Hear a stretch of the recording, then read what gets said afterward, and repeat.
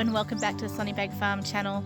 Thank you for being here. We're going to get straight into it as always with what will be probably one of the last lambs born on the farm this year, and probably most definitely one of the last lambs I get on camera. A beautiful birth with one of my favourite sheep on the farm. Perfect way to end lambing for us this year. And then we'll go straight into some drone footage which should give you a really good idea of the farm and where it's situated in Western Victoria here.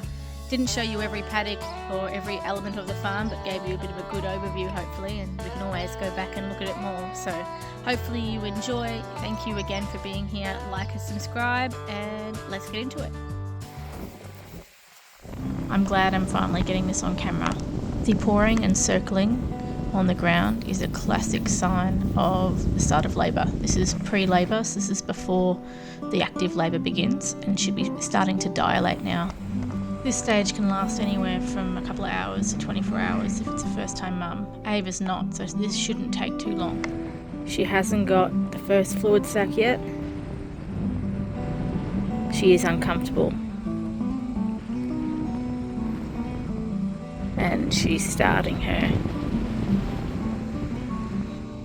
labour rituals. See if I can show you the back.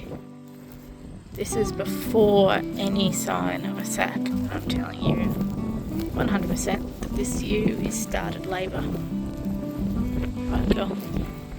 She knows me, this one, so I can get a bit closer. If you have regular sheep in a paddock, you would not get this close. See the breathing is increased. See, obviously very swollen bag, very swollen vulva. If you are wondering what it looks like when you know it's imminent, this is it. This is how swollen the back is. So it's actually a lot pinker. So that vulva is a lot pinker. You can see how swollen the bag is as well. Sorry Ava, I'll leave you alone now. See, the haunches are quite gone in. She's got a really round belly, so the lamb has dropped. I can actually see a little bit of dilation from here, which is pretty cool, but I want to give her some space. So she's walking around in circles, looking down at the ground, starting to pull. I wish you the best of luck. You are a strong, independent woman. You've got it. Smash it out. And smashing it out she did. 1 hour and 15 minutes from when I showed you her pouring the ground. This girl worked fast. She's got a good, healthy, strong male lamb. There is a little hoof. I'm going to leave you alone in a minute. You're alright, puppy.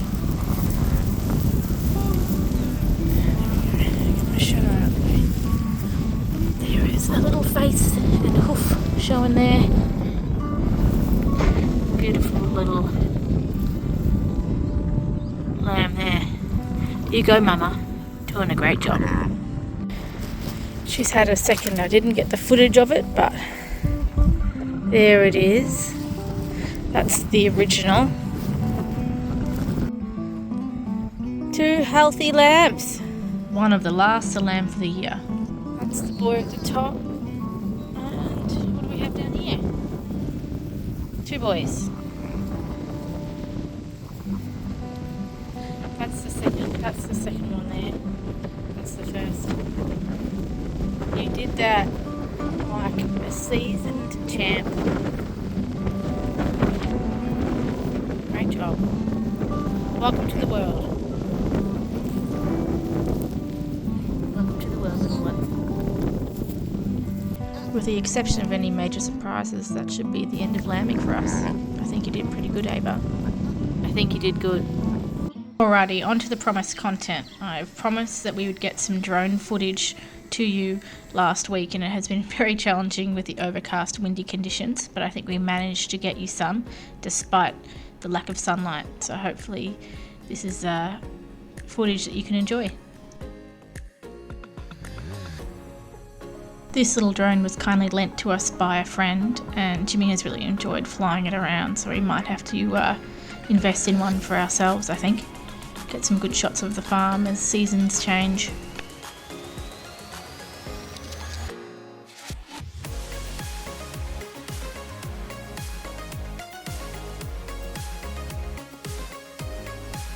This is Jimmy following me along in the side-by-side as I go to stock the farm gate.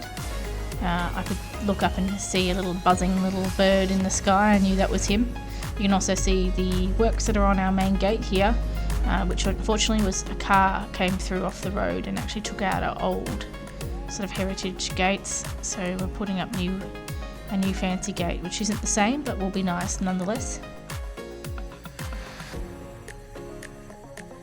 With it being overcast for over a week, with a limited amount of sunshine, I think this was the shot he wanted to take and I was in the way.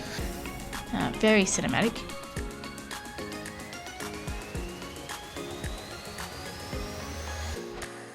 He's done a good job of giving us a 360 from the farm gate around the farm, from the greenhouse here, the sheds, the house, the chickens in the background, across around to the wool shed, the yards down the bottom, and various dams with a tiny bit of water in them, which is nice. You can see only a green tinge rather than green that's normally here this time of year. There's Lake Barnbeat over there in the background, and across the road here is the paddock we're going to be leasing off Jimmy's dad next year. We're looking forward to getting some shots to be able to do some comparisons later on. Alrighty, let's go for a bit of a float around. I won't show you every paddock and every blade of grass, but just enough to give you a feel for the layout and how the farm is looking from above. We are currently floating over one of our designated sacrifice paddocks. In drought, you want to be able to allow blades of grass to grow, and you can't have animals on everything, so you pick a paddock that you're going to leave them in, and we're doing our feed out, as you can see, of hay. Not quite as thick as it looks, it's actually just a thin layer of hay over the top. Still a relatively expensive waste given the price of hay at the moment, but it will be providing some ground cover for our little soil microbes. These girls have been in here a while, and by the time you see this video they will have been moved out. So it'll be the first time they've been moved out since they started lambing, and they'll be heading up to a paddock a bit further away that has a bit more green grass in it than what they've got here.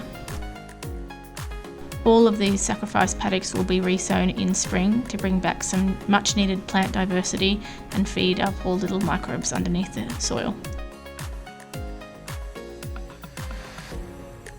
Alrighty, onto the winter species cover crop. This is in chicken paddock number 1, which is being in rotation at the moment, so the chickens won't come back here for another probably 8 or so months. We planted a 13, 14, I don't remember how many different species were in there. I'll put it up on the screen.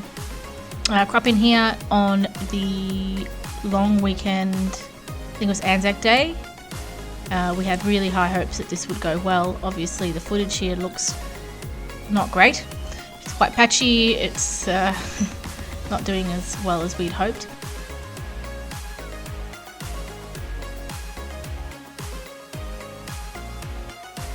It's warmed up just a little bit over the last few days, and I reckon it has greened up a little bit more, but I'd be the kind of person that'd be out there with a ruler if I had the time, so, you know, I think I look at it too often. One interesting thing to note from up above is those dark patches of where the caravans have been. So even obviously quite some time since then, you can see where they have been and the effects that they have on the soil around them. A quick look over to the chickens over here, and you can see there's no grass. Well, whenever it grows, the chickens are eating it. The vans were moved into this paddock just before we sowed the other, so that was before we had any chance for any grass to grow. And they'll be out before spring comes, and this paddock will then have a rest and hopefully get all its grass back throughout the spring before summer. You can tell I'm a farmer because all I do is talk about grass, but ground cover is absolutely essential to literally everything we do with regen practices, and I'll put a list on the screen because I don't want to talk about it too much because it's a massive can of worms to open. Getting a bit higher, you can see these patches that I'm talking about when it comes to where the vans and feeders were.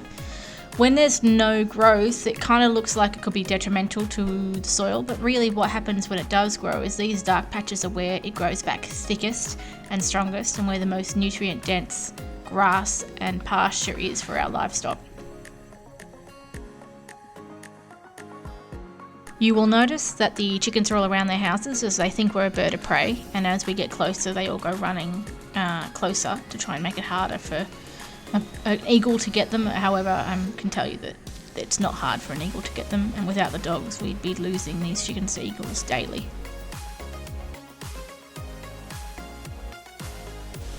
This is one of the sacrifice paddocks for the cattle.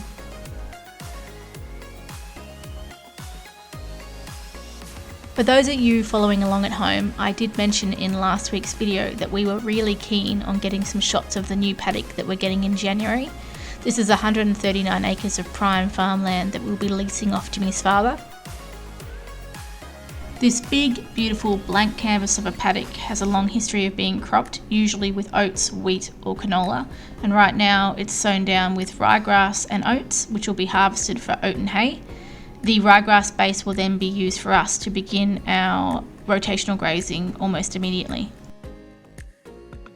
It is one large paddock with good quality soil and one single large dam.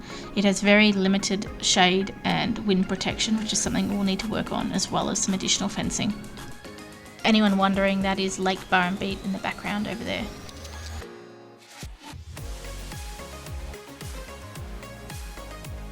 We've got a number of unique and exciting ideas to make the most of this paddock, but you'll have to stay tuned. We're still in the early stages of planning of what we hope will become something really special for our community, a space for connection, education and local food production. Watch this space.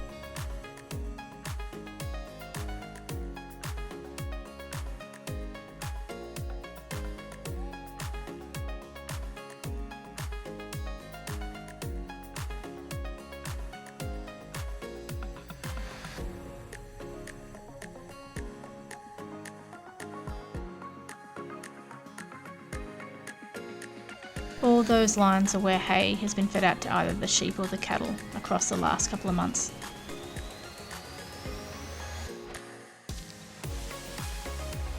The area with the sheds and silos there with a little bit of green has got a whole bunch of sheep in there. They're getting a bit of a feed on the green pick there prior to going up to their lamb tailing and marking the next day.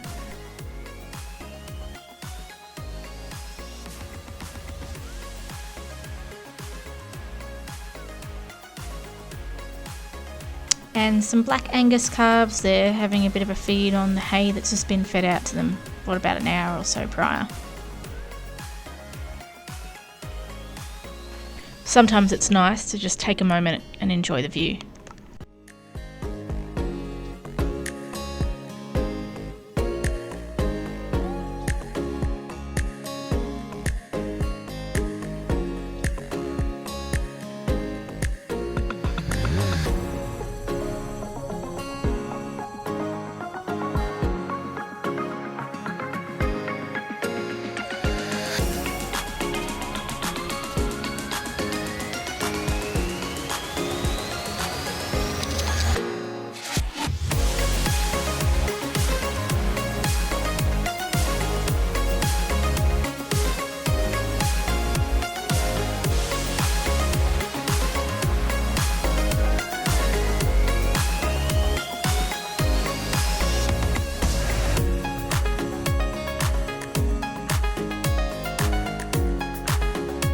And that's it for our weekly video. I'm hoping now that lambing's almost finished, we can go a little bit more detail into our cattle and our beef operation here on the farm. We have destocked a little bit in the drought, but there's still plenty more to show. And across the road, there'll be plenty more on that paddock and how we go about developing and what we do about creating that into the space that we want it to be. As always, thanks for being here. Like and subscribe, and we'll see you next week.